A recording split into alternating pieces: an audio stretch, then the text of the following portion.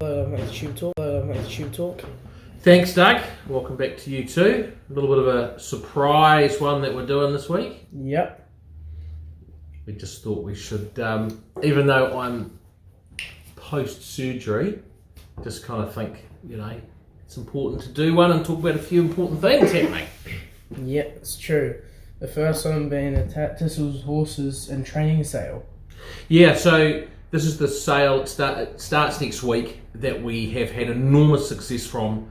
Horses like Chablis last year, who's won 2 in a row. Carlos, who won last start. Skyman, Movers, all these great horses that we buy from there. Exciting starts at reasonable prices who are incredibly successful. So don't miss out. It's always really popular. If you want to be involved in one of these horses, drop me or Matt an email. We're buying starting on Monday. Don't miss out. Starting with last week, Art to Triumph was a very good second. Yeah, excellent second in the Barneswood Farm Stakes. She just got caught 3 wide without cover, and she hadn't raced for a month. And it was a big effort to run second. She'll improve a stack with that. She's spot on. We're still leaning towards the 1,000 guineas. 2,000 guineas at the back of our mind, but we're leaning towards 1,000 guineas. She may have a trial before that, but she'll improve length. She's spot on. She's ready. Mighty Bill was an impressive winner at Ramwick. Yeah, he was super impressive. He's a very, very good horse. He's got an excellent turn of foot. He was in a bit of trouble on the home turn, but put the race beyond doubt within about 4 strides. And he'll next go to a Saturday $130,000 race, probably in 10 days' time. Just see how he comes through, but there's some big races in him. He's very exciting. And then this week on Friday at Woodville Race 6, we have Oceanides. Yeah, lightly raced daughter of Ocean Park. We like her a lot. Fresh up, she was a good third. She's improved for that. It's a pure bonus race, so it has an extra bonus attached. Just a little bit difficult from barrier 13. We'll probably have to get back and wide, but as long as we've got cover. Ashwin Madhu claims 3 kilos. Track looks like it'll be heavy, so probably being out wider will be better for her, and she's a definite each-way chance. And at Moon Valley Race 2, Skyman. Stepping up in distance to 2,000 metres, getting back to Mooney Valley where he ran really well fresh up.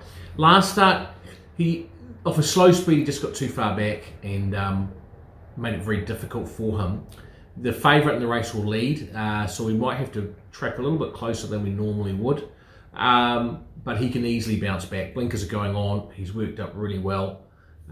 Just wonder if that first up run where they nearly broke the track record, if it just might have just taken the edge off him. So I'm looking forward to Friday night. I think he's a very good winning chance.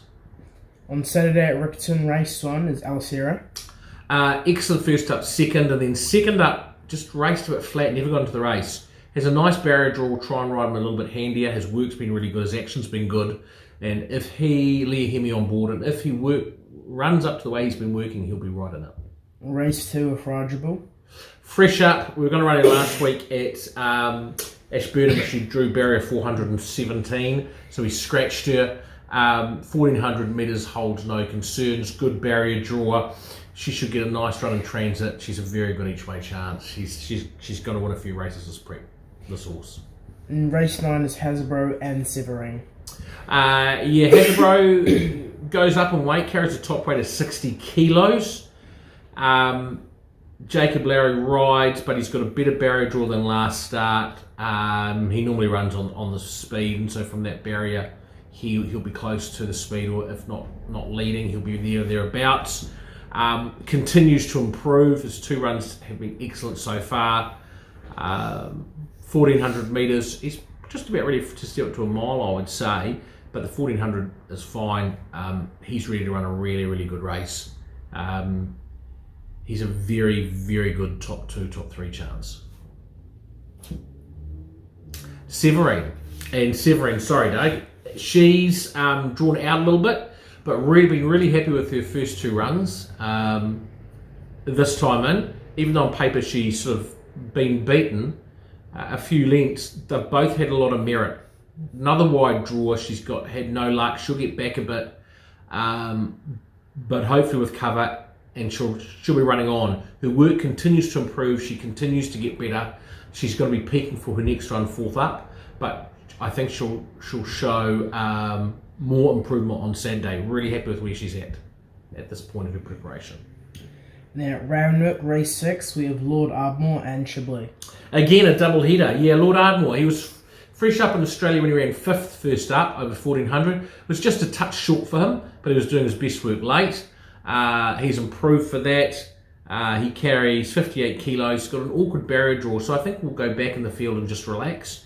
And you should see him get home really well. I think we'll see him improve on his first up run.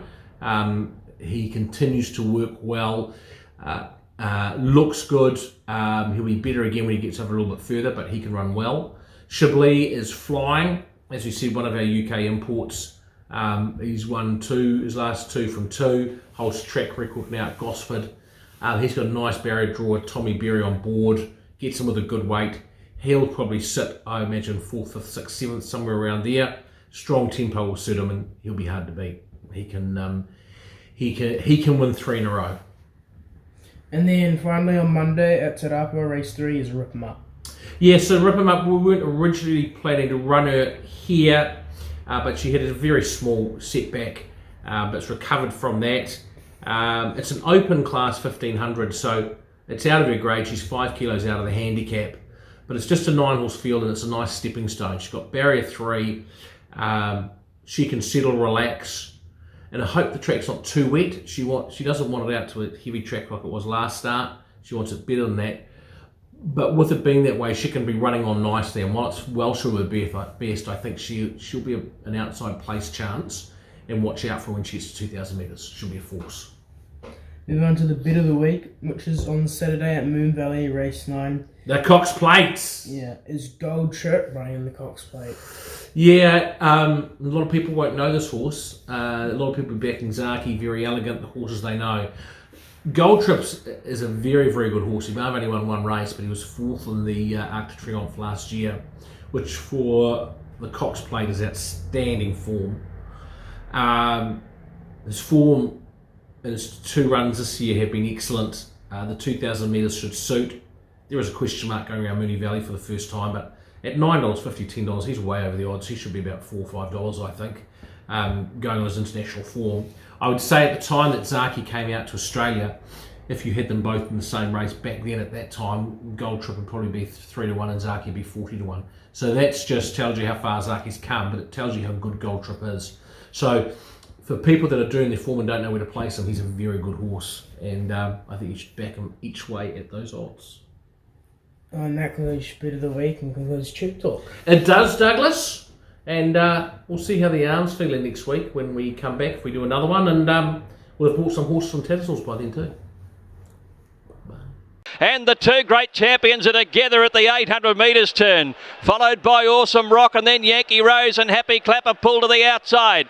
Pressure on now, and Vadamos has come back to them, and striding up now on the outside, Blackheart part, but the 2 champs go together at the 600 metres. Hartnell's hit the front, Winks is going with him, and they've turned it on. The great race is on here. It's Hartnell the leader, Winks striding up to join him from Blackheart part, Awesome Rock, the rest headed by Vadamos and Yankee Rose, but Winks has raced away around the home turn. She's put 2-3 lengths on Hartnell. Awesome Rock, Vadamos battling away, and then came Yankee Rose, but it's all Winks in the straight. 4-5 lengths in front of Hartnell. A good battle going on for the Miners, but this is a blitz. It's a Winks blitz, 2 in a row, and she joins the all-time greats of the turf. Winks has won it by 6 lengths to Hartnell.